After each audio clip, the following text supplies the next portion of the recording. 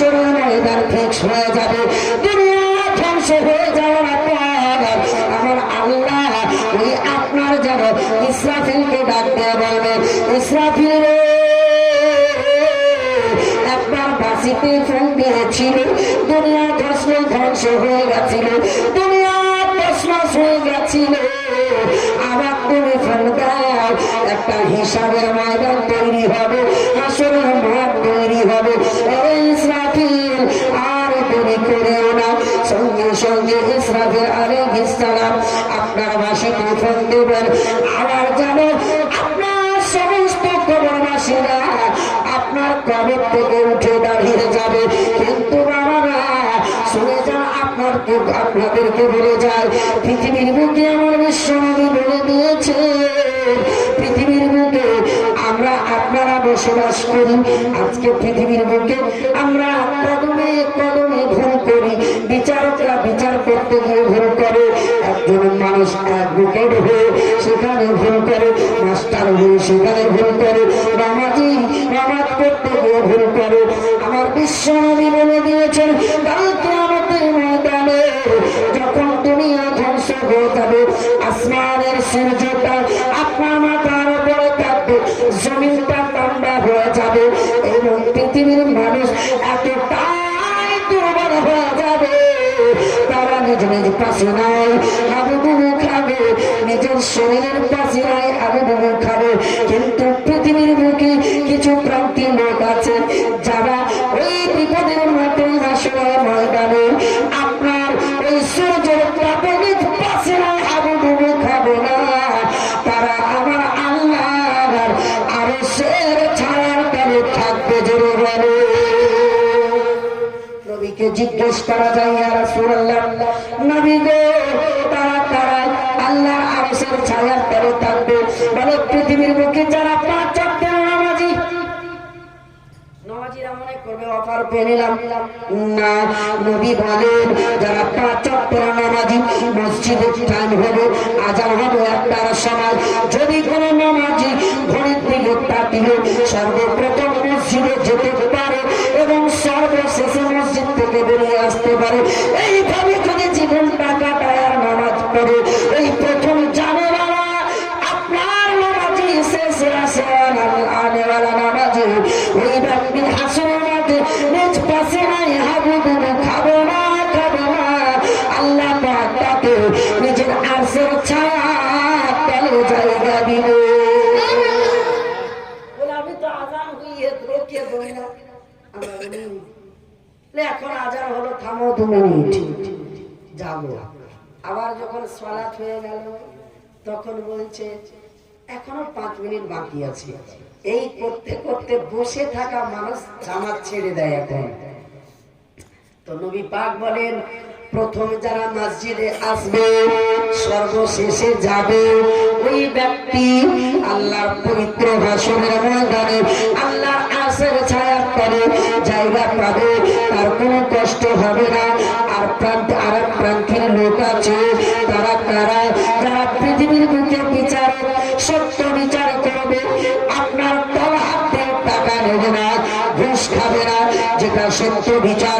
যদি ওই হক বিচার করতে বলা দুনিয়া থেকে হক বিচার করে যায়, কাল কিয়ামতের ময়দানে আল্লাহ পাক তাকে নিজের আরশের ছায়ার তলে জায়গা দিবে। জোরে বলেন আল্লাহু আকবার। এবার আল্লাহ পাক রব্বুল আলামিন পৃথিবীর বুকে এইভাবে কয়েক প্রান্তের লোক আছে, তাদেরকে আরশের ছায়ার তলে রাখবেন। কিন্তু মনে রাখবেন বিচারকেরা, আজকে গ্রামে আমার যে পয়সাওয়ালা, যার মাথায় তেল আছে বাবা, ওর বিচারটা অল্প হালকা হয়, আর যে গরিব শ্রেণীর লোক তার বিচারটা করা হয়।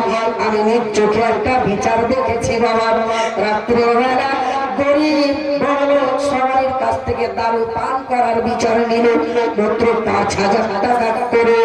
ইতিমধ্যে যারা গরিবের ছেলে, তাদের জরিমানা সরকারি ফান্ডে জমা থাকলো, যারা পয়সাওয়ালা বললেওয়ালা, তারা রাত্রের অন্ধকারে এসে ওই বিচারকের বাড়ি থেকে আপনার ওই জরিমানার টাকা ঘুরিয়ে নিয়ে চলে গেল।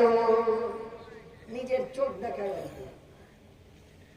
বলেন তো ওই ধরনের বিচারকের আল্লাহ ইবাদত কবুল করবে?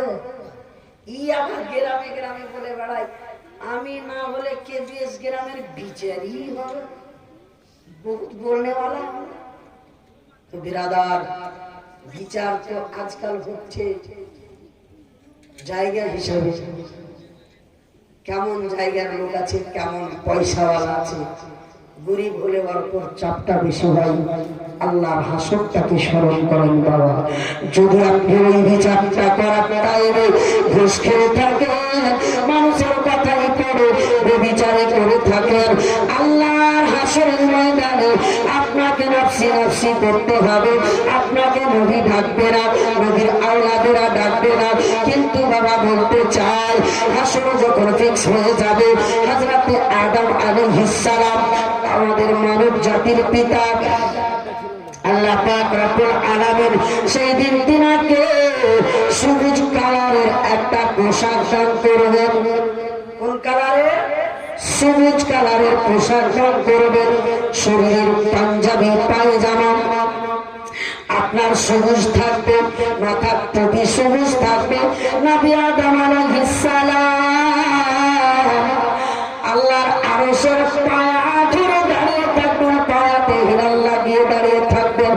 আর যিনি ডানে দেখবেন, বামে দেখবেন, সামনে দেখবেন, পিছনে দেখবেন, আমার কোন সন্তান জান্নাতে যায়, কোন সন্তান জাহান্নামে যায়।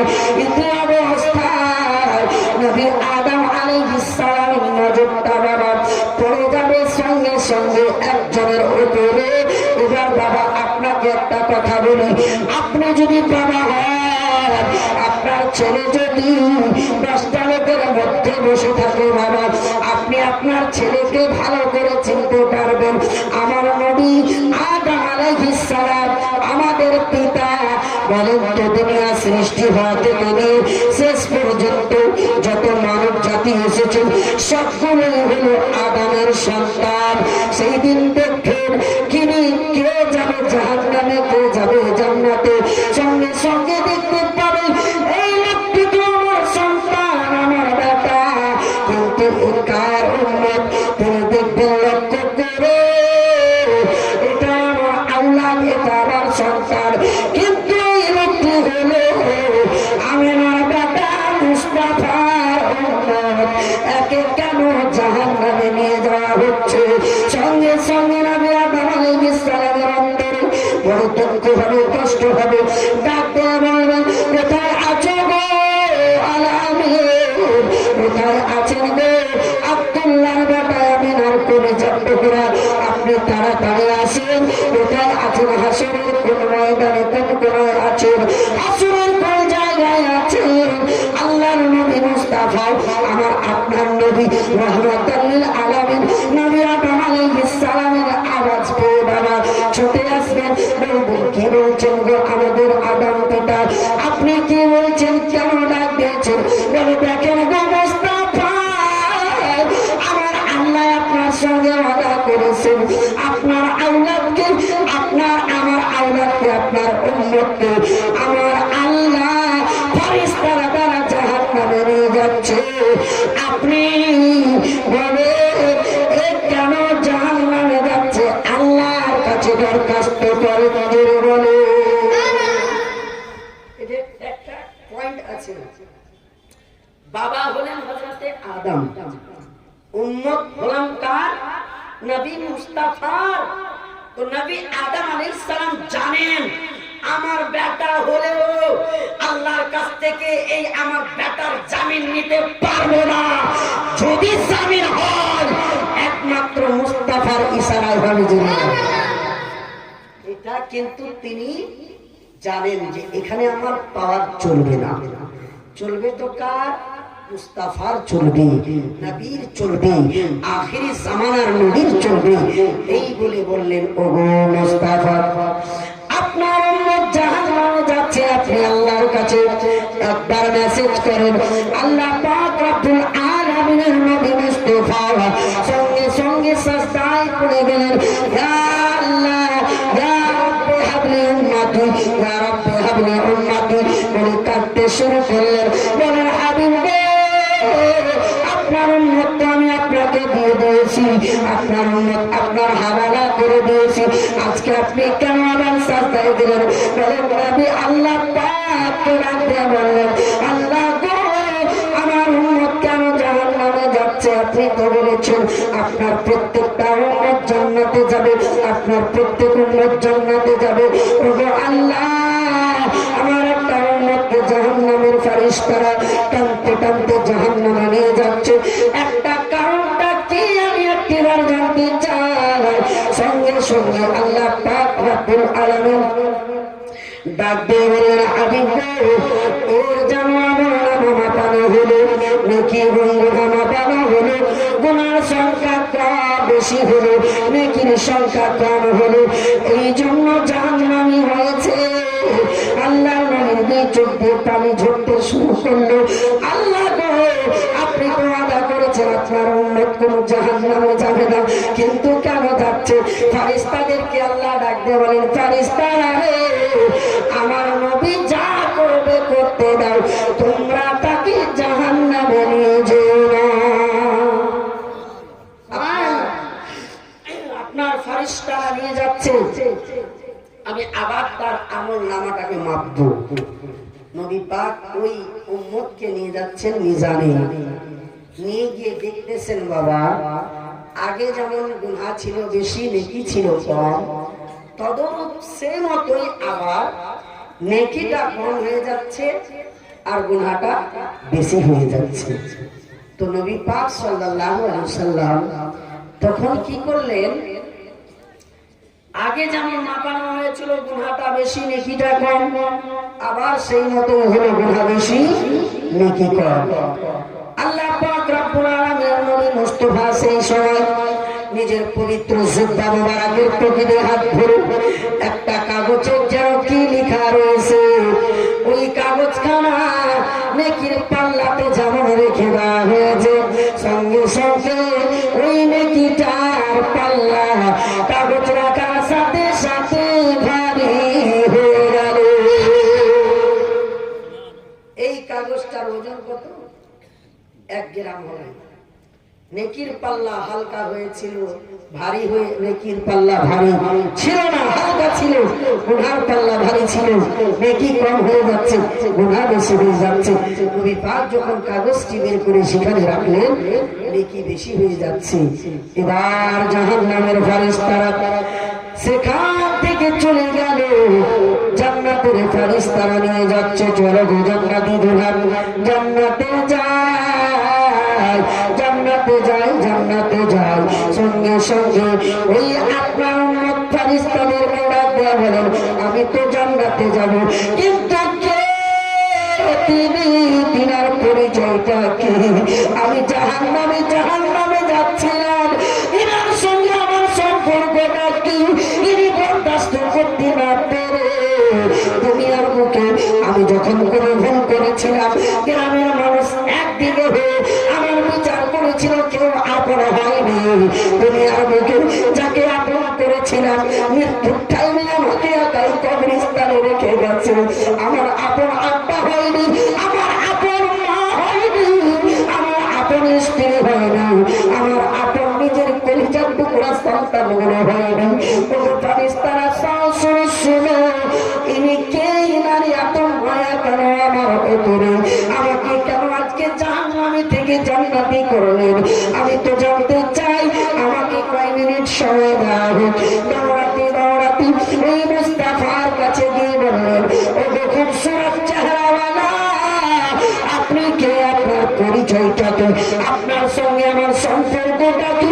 দুনিয়ার বুকে আপনাকে ভালোবেসেছে, আজকে আপনার কাজ দিল না, মাকে ভালোবেসেছে, মা কাজ দিল না। যে স্ত্রীর জন্য দুনিয়ার সব মায়া মমতা ভুলে গিয়েছিলাম, সেই স্ত্রী কাজ দিল না। আমি সবার কাছে একটা নেকির জন্য ছুটাছুটি করেছি, কেউ আমাকে একটা নেকি দিল না। কিন্তু আপনি কে? কেন এত মায়া করলেন, এত মায়া দেখালেন? একবার বলেন আপনার পরিচয়টা কি? সেই সময় আমার মুস্তাফা ডাক দিয়ে বললেন, আমি হইলাম তোমাদের হেদায়েতকারী, আমি তোমাদের রাহবার।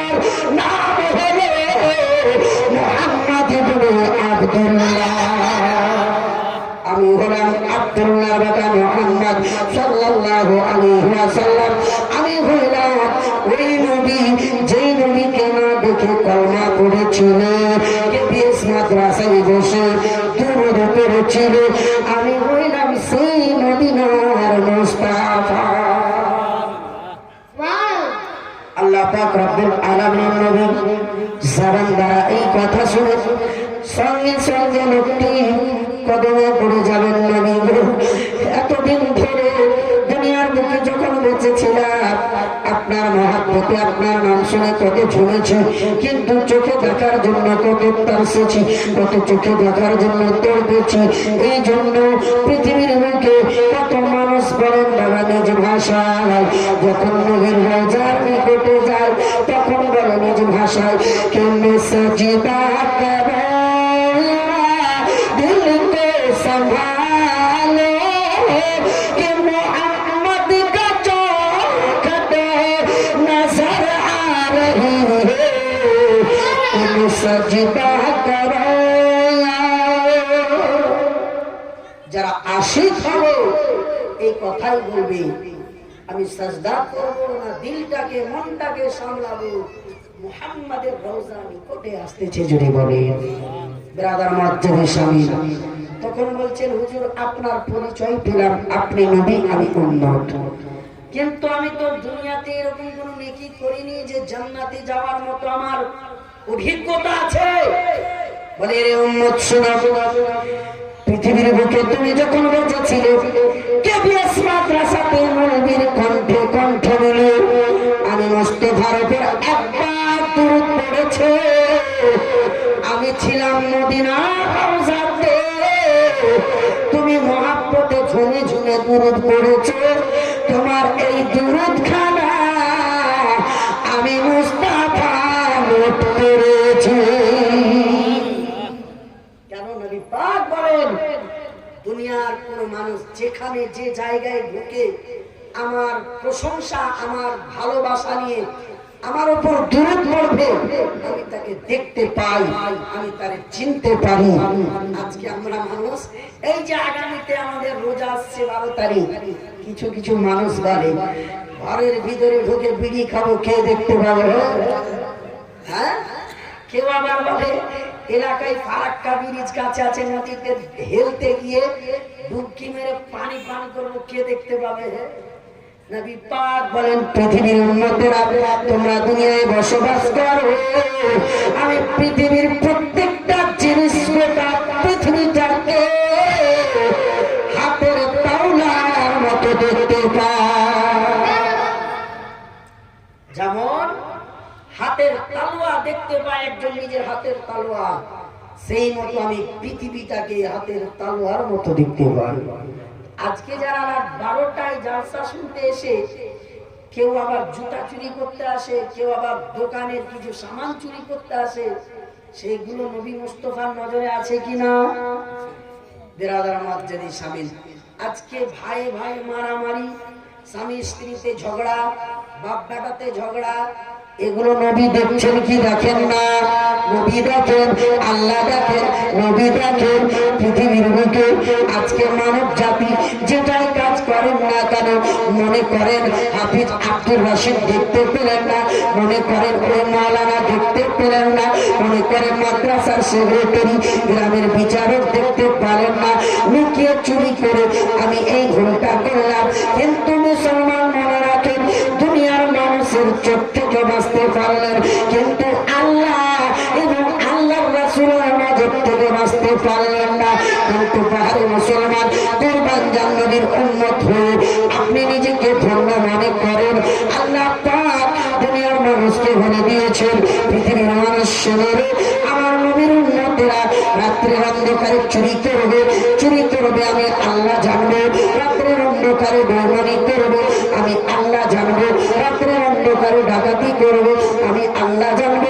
কেননা আমার নবীর উম্মতেরা গুনাহ করবে, আমি তাদের গুনাহকে পর্দাপোশি করে রাখি। কেননা আমার নবীর উম্মত কোথায় ভুল করে বেইজ্জতি হোক এটা আমার মুস্তাফা বরদাস্ত করবে না। ওলামায়ে কেরাম হাজির আছেন, জিজ্ঞেস করেন বনি ইসরাইল কওমে যত নবী এসেছিলেন সেই নবীর উম্মতেরা যদি গুনাহ করত তাদের গুনাহটা কপালে লিখে দেওয়া হতো অটোমেটিক। গোটা পৃথিবী জানতে পারতো এই লোকটি এই গুনাহ করেছে। যে জায়গায় গুনাহ করতো সেই জায়গাটা সাক্ষী হয়ে যেত। আজকে উম্মতে মুহাম্মাদি এখানে আমরা যে আছি সুন্দরভাবে বসে কেউ বলতে পারবে যে কে চোর আছে আর কে ডাকাত আছে? বলতে পারবো? বলতে পারবো না।